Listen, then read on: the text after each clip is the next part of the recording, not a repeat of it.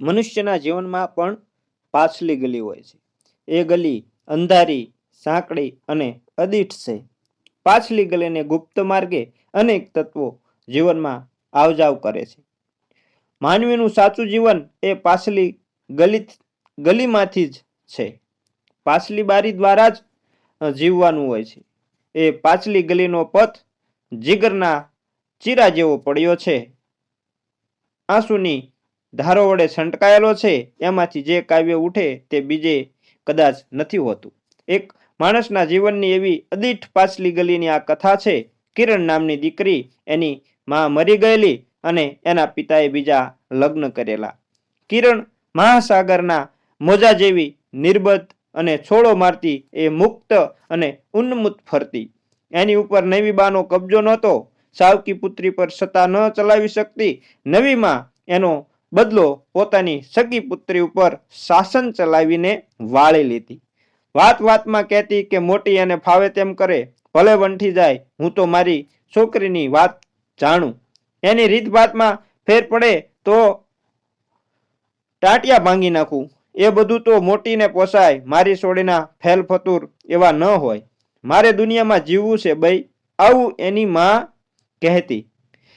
પવનની લહેરી જેવી આ મોટેરી પુત્રી કિરણ ઉપર અનેકની ટાપ હશે, પણ એ સૌને માટે એના હોઠ પર હાસ્ય હતું. એથી વધુ કશું જ નહોતું. એ મુક્ત જીવન નિજાનંદી હતું. પુરુષ જાતના ભુજ પાસની બાહુ પાસની એની ભૂખ હજુ ઉઘડી નહોતી. બિચારો પેલો બાયસિકલ્યો જુવાન, પાડોશી પાતળી લાંબી ડોક ઉપર ચશ્માદાર મોઢું, માથા પર સાહુડીના પીછા જેવા ઊભા વણ ઓળેલા વાળ. બાયસિકલોનું યંત્ર બનાવતા બનાવતા એને હેનરી ફોર્ડના જેવી મોટરની શોધ કરવાના મનોરથો જાગતા હતા. એમાં ને એમાં એ સોસાઈ ગયેલો એનો બીજો મનોરથ પણ એવો જ સ્વપ્નવતુ હતો. કિરણબેન, ઓ કિરણબેન, મોટી છોકરીને ઘરમાં પેસતા જ આ માનવ શાહમૃગનો અવાજ સંભળાતો અને માયાળુ હૃદય એનો બોલ ઝીલતી.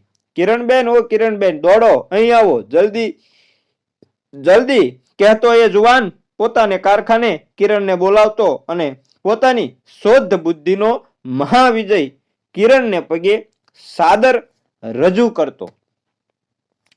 19મી સદીના ઉસ કાળની ઘોષણા કરતું એની નવી ગાડીનું મશીન હવે તો 5 પૂરી મિનિટ સુધી ભખડ ભખડ ધુમાડા કાઢતું હતું અને એ થોડા દિવસોમાં ચાલુ થનારી આ નિશ્ચલ ગાડીની બેઠક ઉપર આ કારીગર પોતાની જીવન દેવીને બિરાજમાન કરી એની સામે કાકલુદ્દી ભર્યે ચહેરે ઊભો રહેતો. મારા આવા યશસ્વી ભાવની અધિષ્ઠાત્રી તું છું નહીં બને કિરણ? કિરણના હાસ્યમાંથી દયા વરસતી. હા, હું સમજુ છું. તું ના નથી કહેતી તેને હું હા જ ગણું છું, ખરું ને? જવાબમાં કિરણ એક વધુ કોમળ હાસ્ય સાંટતી ને પોતાનો ઉમેદવાર ધરાય રહે ત્યાં સુધી એ ખાલી છુક છુક કરતી ગાડીના ધુમાડા ખાતી ગાડીમાં બેસી રહેતી. હવે પવનની એ લહેરખીને એટલે કે કિરણને એક માનવીના સંસારની પાછલી ગલીમાં રૂંધાવાનો એક દિવસ આખરે આવી પહોંચ્યો. શહેરની પગથી ઉપર દેવ સંજોગે એક પોતાના જ જેવો જ લેખરડો ફૂંટડો પાણીદાર જુવાન એને ભેટી ગયો. તેઓના અંતર પણ ભેટ્યા અને પૂછ્યું, તમારું નામ? કિરણ, સુંદર નામ, ગમે છે, મને તમારું નામ ગમે છે. નાદાન પ્રેમીજનોને વર્ષો પહેલા કોઈ વેવલી ફઈએ પાડેલા સાદા નામમાં પણ આ ગહન અર્થ દેખાયો. ફરીથી મેળાપ થયો. યુવકે પ્રસ્તાવ કર્યો, આપણા બેવના લગ્નને સારું એક જ માર્ગ છે, મારી માની અનુમતિ તો મારે મેળવવી જ રહેશે. આવતીકાલે સાંજે 5 વાગ્યે માને લઈને હું નગરબાગમાં આવું છું. બેન્ડ વાજાનો પ્રોગ્રામ છે. બેન્ડ સ્ટેન્ડની સામે જ અમે બેસશું. તમે ત્યાં થઈને નીકળશો. હું બાને તમારી ઓળખાણ કરાવી આપીશ. તમારા બાને હું ગમીશ ખરી? કઈ માતાને કઈ માતા એવી કઠોર હશે કે જે તમને દેખીને નહીં રીઝાય? બીજે દિવસે 4:30 ટકોરે કિરણ સજ્જ બનીને તૈયાર થઈને ઊભી. એના સાજ શણગારમાં સાદાઈની શોભા હતી. અરીસાને એ આજ કહેતી હતી કે હવે તારી ગરજ મારે ઓછી થશે. એક બીજો અરીસો મને આજ સાંપડવાનો છે.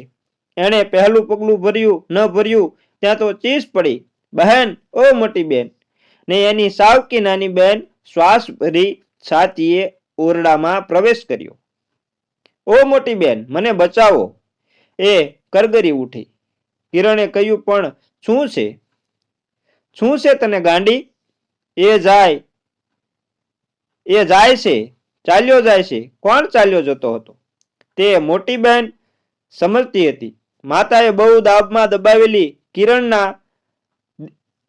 દબાવેલી દીકરીના જીવનમાં પણ પાછલી ગલીથી એક જણ પ્રવેશ કરી ચૂક્યો હતો. જો બેન, તું રડ ના, હું જરા બહાર જઈ આવું, પછી હું એને સમજાવીને રોકી રાખીશ. પછી તો ઘણું મોડું થઈ ગયું છે. પછી મારું જીવતે મોત થશે. ઓ મોટી બેનના હમણાં એને અટકાવો. નીકર, મારા નસીબમાં આટલું જ બાકી છે. એટલું બોલતી એ બારી ઉપર દોડી ગઈ. બહારનું ઉઘાડ્યું, બહાર ડોક્યું કર્યું. એ બારીથી ધરતી 200 ફૂટ નીચે હતી. પણ શા માટે? હજુ પૂછો છો શા માટે? એમ કહી એને ધ્રાસકા નાખ્યા. ઓ સમજી! મોટી બેને નાની ના દેહ ઉપર દ્રષ્ટિ કરી. પાછલી ગલીમાંથી પ્રવેશેલા અતિથિએ યુવાન કન્યાના ઉદરમાં પોતાનું પાપ ક્યારનું રોપી દીધું હતું. કિરણ વિચારે છે કે અત્યારે હું નહીં જાઉં તો મારું આખું જીવતર હારી જઈશ. પણ એના સામેના પલ્લામાં આ છોકરીનું મોત છે. આ ભોળી છોકરી નીચે પડતું મૂકીને પોતાના દેહના ફોદા કાઢી નાખશે. એના દુઃખનું સાબડું નમે છે. નાની બહેનને ગોદમાં લઈને એણે બહેનની પાછલી ગલીના પરોણા તરફ પગલા ભર્યા અને નાની બહેનના આશિકને સમજાવ્યો અને પછી પોતે બગીચા તરફ ચાલી. અહીં બગીચામાં બેન્ડ ખલાસ થયું. તાળીઓ પાડીને પછી લોકમેદનીએ વિખરાવા માંડ્યું. વાટ જોઈને આશા હારેલો યુવાન જે એનો પ્રેમી હતો એ પણ વૃદ્ધમાને દોરી ચાલી નીકળ્યો. બેન્ડનું છેલ્લું ઢોલક ખભે નાખીને છેલ્લો સિપાઈ પણ નીકળી ગયો. તે વખતે કિરણ બગીચામાં પહોંચી. તે વેળાએ વિશાળ નિર્જનતાની વચ્ચે બાકડે તપાસતી કિરણ ત્યાં ભમતી હતી. ચોગમ શૂન્ય બની ગયું હતું. પોતે પણ એ શૂન્યતાનું એક અંગ, એક બાકડા જેવી થઈ ગઈ. તે યુવાન ચાલ્યો ગયો હતો અને તેનો કોઈ હતો પતો ન હતો. આમ ને આમ 5 વર્ષ વીતી ગયા. ફરીને પાછા એક આલેશાન રાજનગરના સરિયામ રસ્તા પર બેઉ મળ્યા, ઉભા રહ્યા. એક પળ મોડું થયું હતું. તે દિવસ બંનેએ યાદ કર્યો. એનો પ્રેમી કહેવા લાગ્યો, મેં તો પછી પરણી લીધું. મારે ઘેર 2 બચ્ચા છે. પુરુષે પુરુષાતન પ્રગટ કર્યું. તું શું કરે છે? અહીં ચાકરી કરવા આવી છું. હું તો હતી તે જ છું. તને મારા જીવતરમાંથી બહાર કાઢી નથી શકી. ક્યાં જઈશ? તારી પછવાડે. કિરણે કહ્યું, પણ હું તો પરણ્યો છું, તેથી મારે શો વાંધો છે? આવું કિરણે કહ્યું. રાજનગરની અંદર એક દૂરના લતામાં અજાણ્યા પાડોશીની અંદર કિરણને સારી એક ફ્લેટ ભાડે રાખીને યુવકે પોતાની માશુકને એટલે કિરણને ત્યાં પિંજરામાં પૂરી. પોતે કાકાની બેંકમાં દિન પ્રતિદિન ઊંચી પાયરીએ ચડતો ગયો. આબરૂદાર સમાજમાં ઊંચી દરજ્જો ભોગવતો હતો. બેંકના કામમાંથી, કુટુંબની જંજાળમાંથી, સમાજના વિનોદો અને વ્યવહારમાંથી જ્યારે એટલે કે થોડો સમય મળે, કંઈ ફુરસદ મળે ત્યારે જગતની નજર ચૂકાવીને એ ધનાઢ્ય જુવાન આ અજાણી પોળના નિવાસમાં દાખલ થતો. કોઈ ન જાણે તેવી રીતે પાછો સરકી જતો એટલે કે જતો રહેતો. આવતો હતો અનેક વાર, પણ ઉગાડા પડી જવાની ધાસ્તી એને છોડતી નહોતી. થોડો વખત ગાળ્યા પછી મારે હજુ ઘણું કામ છે એ ઉચ્ચારો સાથે સુપી વિદાય લઈ એ ચાલ્યો જતો. આમ ઘણું ખરું કિરણ એકલી જ રહેતી. ઘરમાં એને કોઈ શોભા શણગાર નહોતા હતી. ફક્ત પોતાના પ્રેમીની એક છબી એની સામે જોતી બેસી રહેતી. રાહ જોયા કરવી એ જ એનો એક વ્યવસાય થઈ પડ્યો. કદી દરરોજ, કદી 2 દાડે, કદી એથી વધુ આંતરે પ્રેમીનું આવવું થતું હતું. એટલે એ ઘરમાં કિરણનો દુઃખનો ભાગીદાર એક ટેલિફોન જ હતો. પાડોશીમાં કોઈ સાથે એ બેસતી ઉઠતી નહોતી, કેમ કે પૂછપરછમાં એને પકડાઈ જવાનો ભય હતો. એક વાત ગયેલી પાડોશણ કોઈક વાર આવતી, એક જ શ્વાસે 50 વાતનો ખીચડો કરીને એક કાબર કિરણને રમૂજ કરાવતી. કિરણના સ્વામીની છબી જોઈને એ વાતોડિયણ કિરણને પ્રશ્ન કરતી કે ઓહો, કેવો રૂપાળો જુવાન તમારા વર છે. ત્યારે હા ના કંઈ જ ન કહી શકતી કિરણ ચૂપ રહેવા મતતી. આખરે એ પાડોશણ પોતાના અંતિમ પ્રયોજનની સફળતા તરીકે કિરણ કનેથી 2 બટાટા માંગી લઈને ઓરડાની બહાર નીકળતા સુધી પણ લવ કરતી ચાલી જતી. એ સુખી હશે, જીવનમાં પ્લાપ કરવા જેવી પણ એક પળોની દુનિયા એને હતી. વર હશે, કચ્ચા બચ્ચા હશે, રીસામણા મનામણા હશે, છોકરાની આળ પંપાળ હશે, કોઈની સાથે સ્નેહ તો કોઈની અન્યની સાથે અણબનાવ, કુથલી કૈયા પતિ સાથે ક્યાંક જમવા કે હરવા ફરવા જવાનું, જીવનમાં અનેક ઓરડાઓને વસાવેલા રાખવાનું, આવું ઘણું હશે. કિરણને તો 2 જ વસ્તુઓ હતી, એક છબી ને એક ટેલિફોન. ટેલિફોન જોડવાનો નંબર પણ જગતમાં એને માટે એક જ હતો, જે એના પ્રેમીનો હતો. જીવનમાં આજે પહેલી જ વાર યુરોપ જવાનો અવસર થયો છે. કિરણ એક દિવસ આવીને પ્રેમીએ કિરણને ખુશ ખબર આપ્યા. યુરોપ જવાનું? કિરણના મુખ ઉપર તેજના મોજા ઉછળી પડ્યા.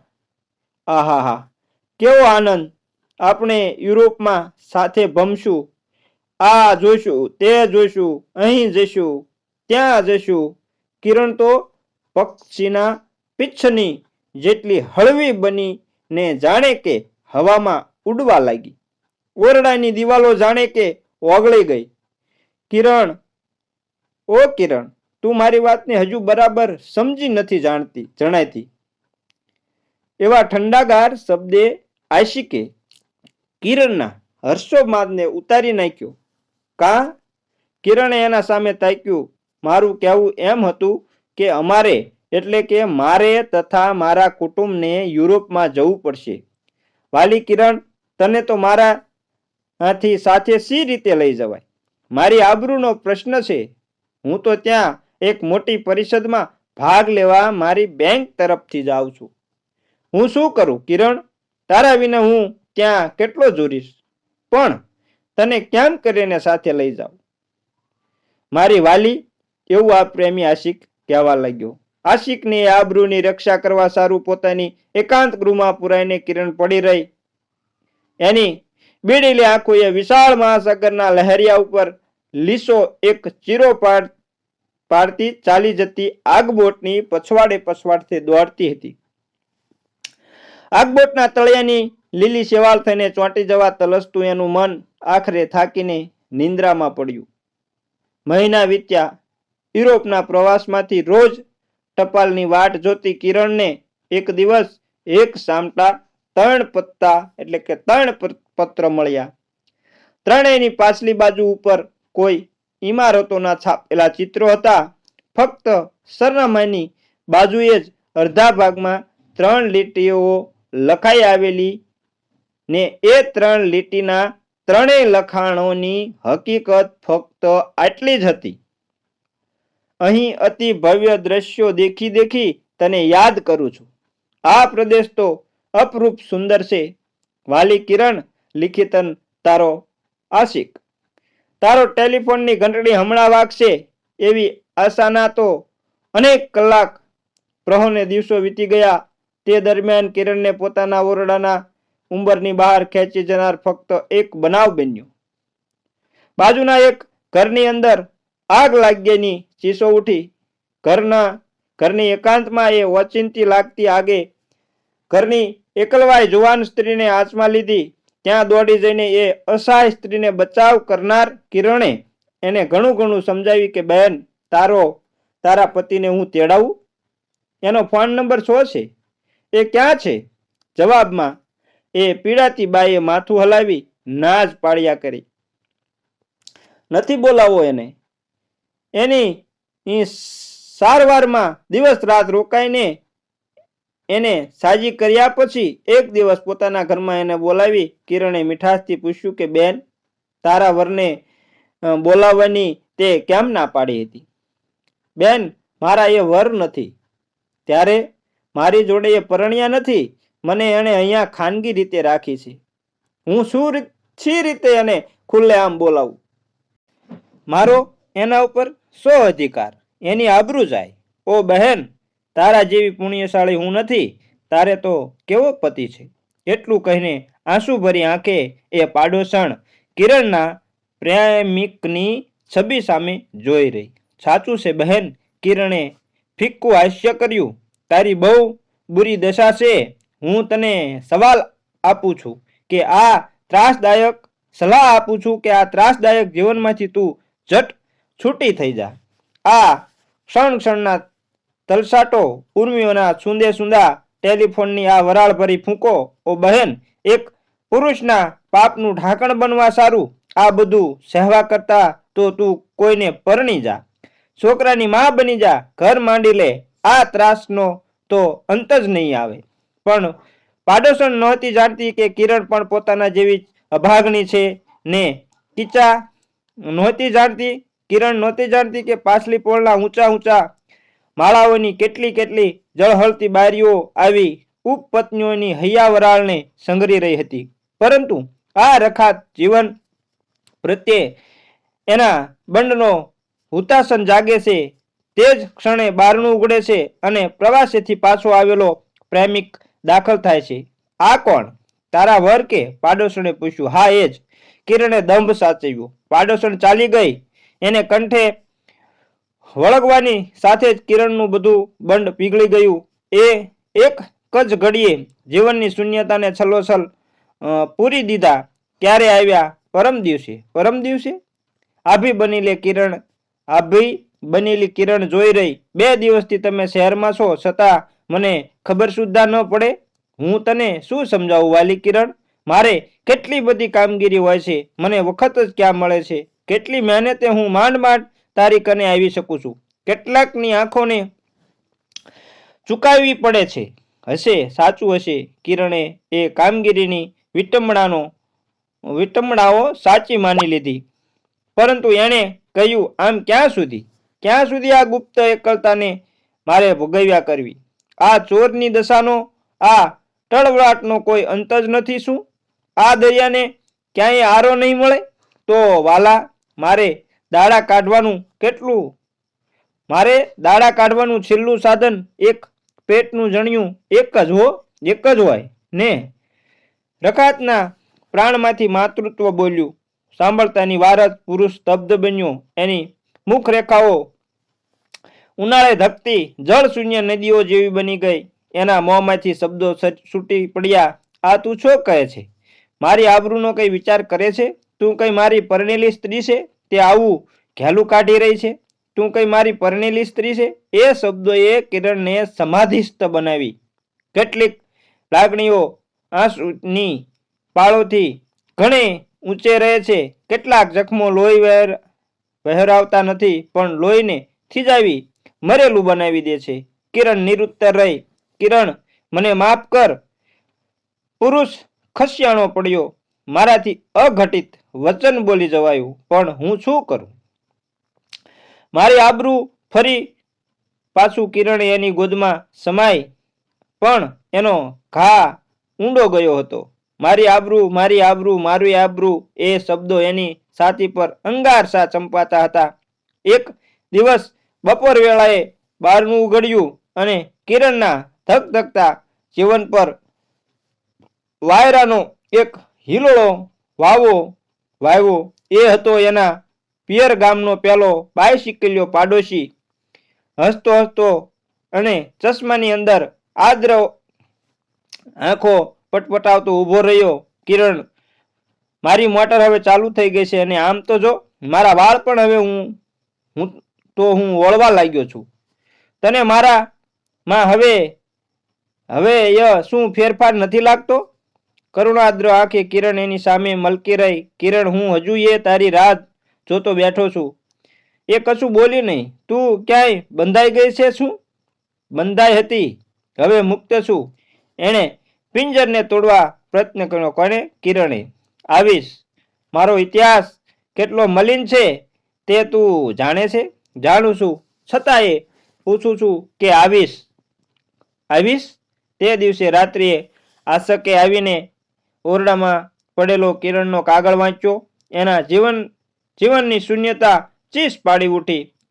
બાપને ઘેર જઈને બાઈ શીકલિયા પાડોશી સાથે વિવાહનું નક્કી કરી કિરણ પોતાનો લગ્ન સંસાર ગોઠવતી હતી. નાની બહેનના 2 બાળકો ઘરમાં રમતા હતા. તેમના જેવા પોતાની ઉંમરે પણ એક દિવસ ગેલતા ખેલતા થઈ જશે એવા મનોરથને હિંડોળે કિરણ હિંચકવા લાગી. એના રોમ રોમમાંથી માં ઓ માં એવા સાજ પડતા હતા.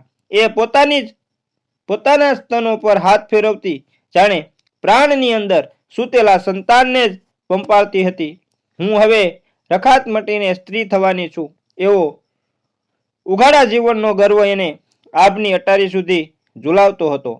માર ઝડપે એક દિવસ એક મોટર આવીને એના ઘરના દ્વાર પાસે ઊભી રહી. શહેરી પ્રેમિક ઉતરીને એ ઘરમાં દાખલ થયો. રમતા 2 બાળ અને ઘરના તમામ રજકણો ઉજમાળ દીઠા. બજાર કરવા ગયેલી કિરણની રાહ જોતો એ ઊભો. કિરણ આવી. મનુષ્ય નહીં પણ મૂર્તિમાન ઘર. 2 હાથમાં બગલમાં ને ખભા પર જેટલા ઉંચકી શકાય તેટલા બંડલો, ખોખા ને કપડાના પરબીડિયાએ એ બધી બાહ્ય સામગ્રીની અંદર એના મનોરાજ્યનું જ દર્શન હતું. ગૃહ સંસાર માંડીને તેમાં જ જંપી બેસવાનો અંતરતમ અનુરાગ એ પ્રત્યેક પરબીડિયામાંથી બોલતો હતો. તમે એ ચમકી ઉઠી. તમે અહીં? તું શા માટે ચાલી આવી? કેમ કે હું તમારી પત્ની નહોતી.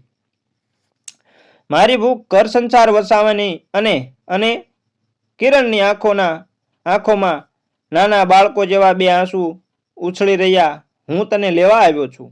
તારા વગર મારું મોત છે. ગૃહ સંસારની સ્વપ્નો ભૂક્કો કરીને ફરી પાછી કિરણ એ મોટરમાં રાજનગર તરફ ચાલી નીકળી અને આ ખાનદાન ધનપતિના જીવનની પાછલી પોળમાં પેસી ગઈ.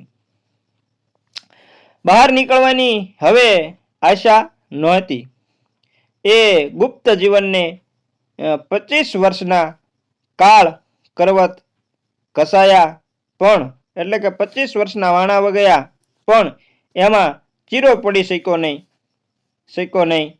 સંસારી સાફલ્યની સીડીના એક પછી એક પગથિયા ચડતો સ્વામી જ્યાં ગયો આવ્યો ત્યાં રેલવેમાં, આગબોટમાં, દેશાવરને નગરે ઉત્સવ છે. સહેલગાહે કે રોજગારે કોઈ જ ન જાણે તે રીતે કિરણ એની છાયા બનીને એની પછવાડે ફરતી હતી. કેમ કે કિરણની હૂંફ વગર પુરુષને ચાલતું નહોતું.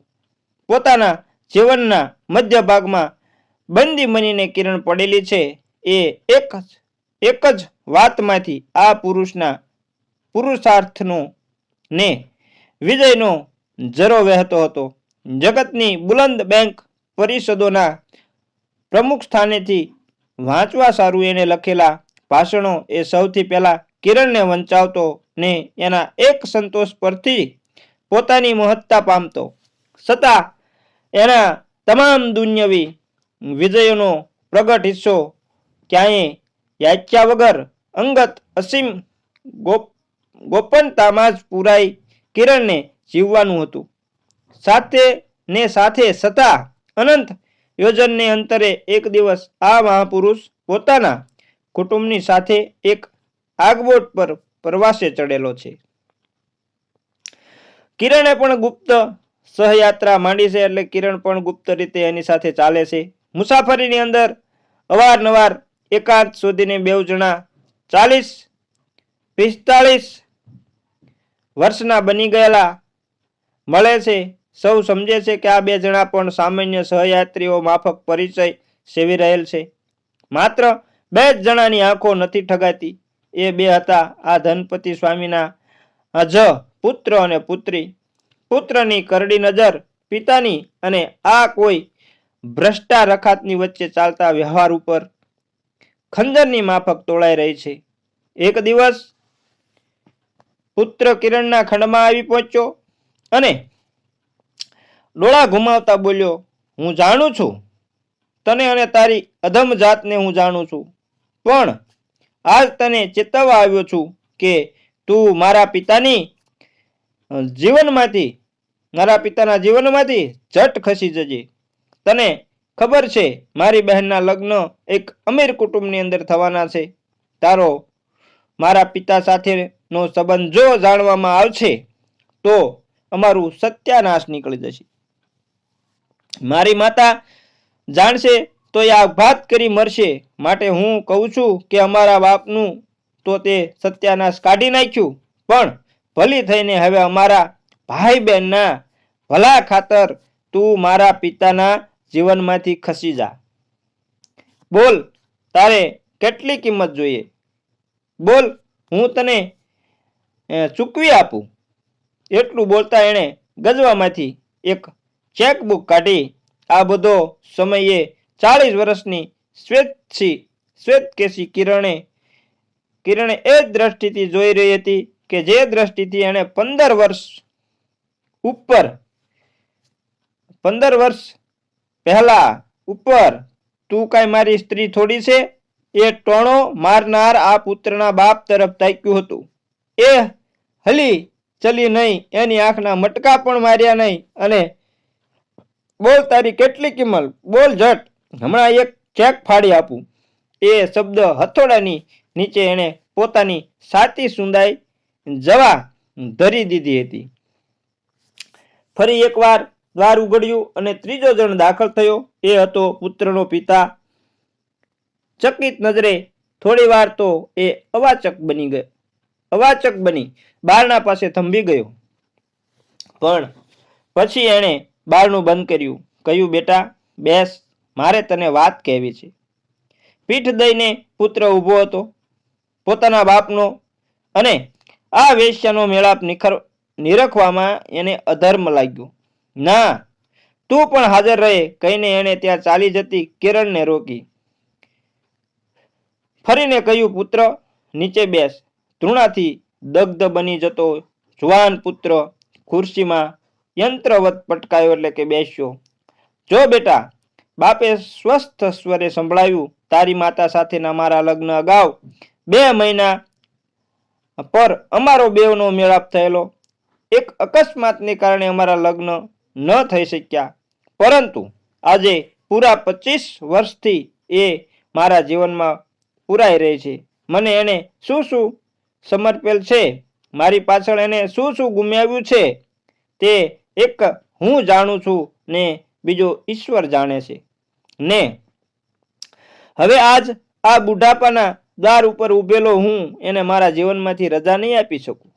માટે ભાઈ, તને હું એટલું જ કહું છું કે તું તારું કામ સંભાળ, નહીં તો પુત્ર તાડુક્યો. બાપે કહ્યું, નહીં તો તારે જ મારા જીવનમાંથી અળગા થઈ જવું રહેશે. તમે બંને ધૃણિત, નીચ, ઘોર પાતકી છો. દાંત ભીસીને પુત્રે સંભળાવ્યું. બસ, હવે ચાલ્યો જા ભાઈ. પિતાએ શાંતિથી પુત્રને વિદાય દીધી અને પુત્રના સાંભળતા જ કિરણને સંબોધીને એને કહ્યું, કાલે સવારે ચા નાસ્તો આપણે સાથે જ લેવાનો છે. કાલે સવારે છડે ચોક આપણે તારે ઘેર ભેગા બેસી જમશું ને જગત સમક્ષ આપણો સંબંધ પ્રગટ કરશું. કાલે સવારે હોકે. બીજા દિવસની સવારે કિરણ પોતાને હાથે જ મેજ ઉપર ચા નાસ્તાનો અન્નકૂટ તેજતી હતી એટલે કે ગોઠવતી હતી. રકાબીઓ ગોઠવતી ગીત ગણગણતી હતી. 25 વર્ષની યાતનાઓ પછી એ જીવન પ્રભાત એના જીવનની સમગ્ર નિર્જનતાને ભરચક વસ્તી વડે વસાવી રહ્યું હતું. આજે એણે રસ્તા પરની બારીઓ પણ ઉઘાડી મૂકી હતી. કિરણનો જાણે આજ પ્રથમ પૂર્ણ મિલનના ઉત્સવમાં ભાગ લેવા થોડે થોડે અંદર દાખલ થતા હતા. છાપાવાળો દૈનિક છાપું આપી ગયો, પણ તે વાંચવાની કિરણને ક્યાં નવરાશ હતી. એના હેક ઉપર મધમાખનું ગુંજન કંપી રહ્યું હતું. એના પગ ધરતી પર ટકતા નહોતા. એ શણગારતી હતી. કાલ રાત્રિના કોલ પ્રમાણે સ્વામી જમવા આવવાનો હતો અને નાસ્તાની વાનીઓ પોતાના હાથે પીરસતી હતી. દેહ તો આપેથી જ એની સફેદ વસ્ત્રોની સાદગીમાં દીપતો હતો. વેળા બહુ થઈ ગઈ. કિરણ વાટ જોતી બેઠી. વખત વીતવા માટે એને છાપું ખોલ્યું અને પહેલા પાનાના મથાળાના અક્ષરો વાંચતા જ એ દિગ્ધમૂઢ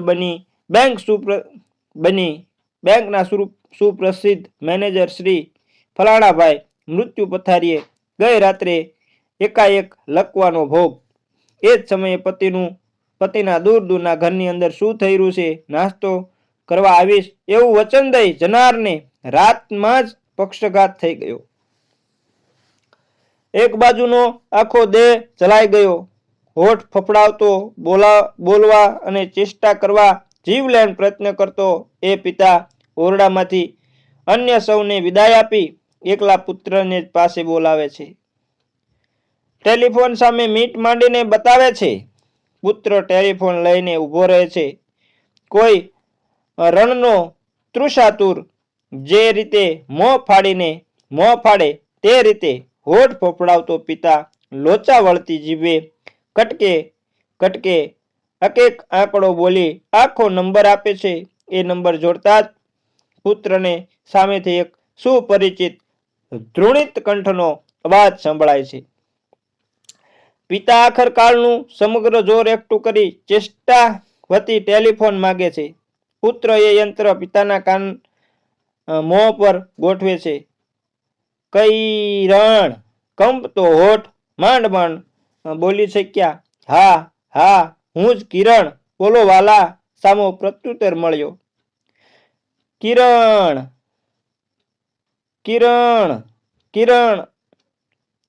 આ 3 વાર એ નામનો પોકાર કરતો અવાજ તૂટી ગયો. વધુ કંઈ કહેવાનું હતું? હા, પણ કહેવાયું નહીં. છેલ્લા શ્વાસ છૂટી ગયા અને પુત્રે ચીસ પાડી કે દોડો પિતાજી, ખલાસ. એ શબ્દો ટેલિફોનના જોડાણને બીજે છેડે સંભળાયા, કેમ કે પુત્રે રિસીવર ટેલિફોનની ઘોડી ઉપર મૂકવાને બદલે નીચે છોડી દીધું હતું. ઓરડાનો એ કોલાહલ, રુદન, ચીસો, મૃત્યુના આનંદ તમામ એ ઉગાડા યંત્રમાં રેડાઈને દૂર બેઠેલી કિરણના કાનમાં અથડાયા. પાછલી પોળના ગુપ્ત આવાસમાં એ નિસહાય વેદનાની પ્રતિમા સમી વલવલી રહી હતી, એટલે કે તડપતી હતી. બારણા પર ટકોરા પડ્યા. આવો. ઉત્તર મળ્યો. પિતાનો પુત્ર અંદર આવ્યો. આજે એના પગલામાં તીખાસ કે આંખોમાં કટારો નહોતી, છતાં કિરણ ફાલ નહોતી પામી એમ કેમ કહી શકાય. પુત્રે પોતાના પિતાની રખાતને દીઠી સદહે બેઠેલી એકલતા સમી વૈધવ્યના જીવંત કાવ્ય જેવી.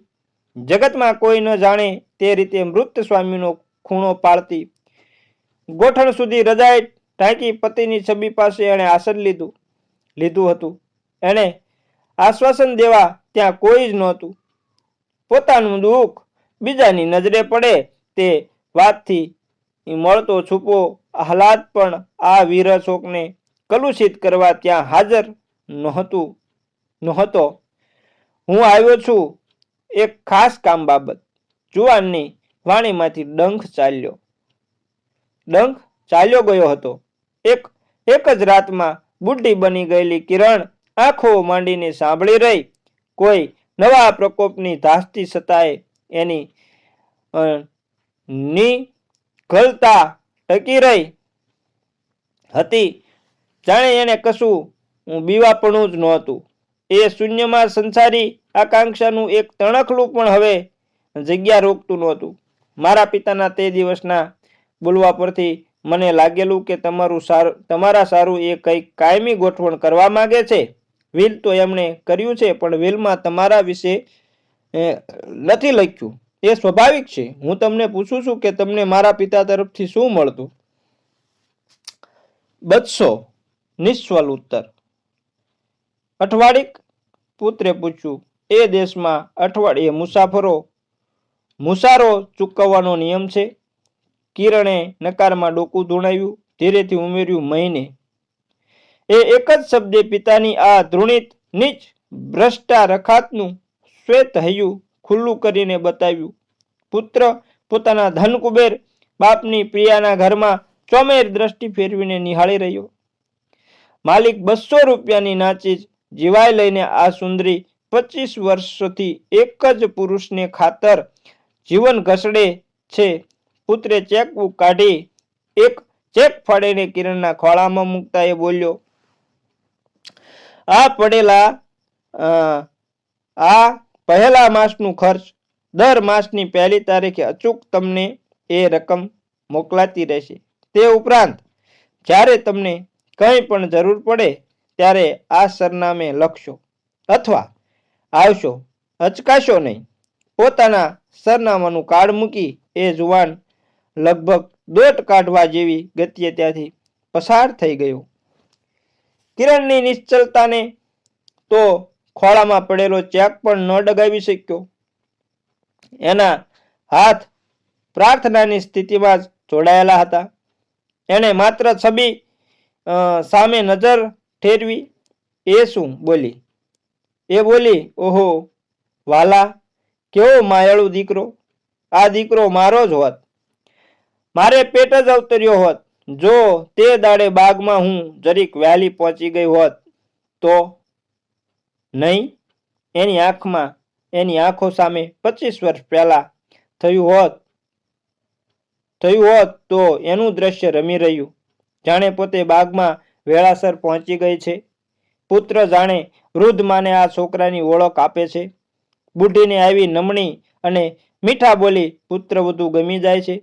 બેઉ પરણે છે ને પોતાને ગૃહિણી પદે આવો એક પુત્ર પ્રસવે છે. પણ 5 જ મિનિટનું છેટું પડી ગયું. એ 5 મિનિટે એને રખાતની વલેમાં મૂકી દીધી. એને રખાત બનાવી દીધી 5 મિનિટ મોડી પડી એટલે.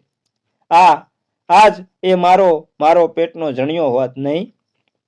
એટલું કઈ છાતીકૂટ રડતી, હવે હું આવું છું, જલ્દી આવી પહોંચું છું.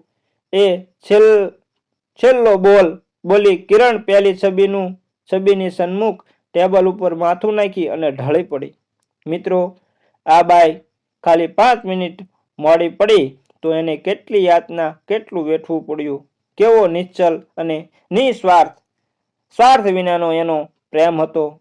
તે એના પ્રેમી સાથે એ પણ સ્વર્ગલોકમાં ચાલી ગઈ. મિત્રો, આમ આ વાર્તા અહીં પૂરી થાય છે. અને જો અમારી વાર્તા સારી લાગી હોય તો અમારી ચેનલને લાઈક અને શેર કરજો અને કોમેન્ટમાં જય માતાજી લખવાનું ભૂલતા નહીં. અને ચેનલ પર નવા હોય તો હું તમને એક વિનંતી કરું છું, એક અનુરોધ કરું છું કે અમારી ચેનલને સબસ્ક્રાઈબ જરૂરથી કરી લેજો અને બેલ આઇકનને પણ દબાવી દેજો, જેથી કરી અમારી ચેનલનું નોટિફિકેશન સૌથી પહેલાં તમને મળે અને તમને અમે આવી નવી અને રસપ્રદ વાર્તાઓ પીરસતા રહીએ.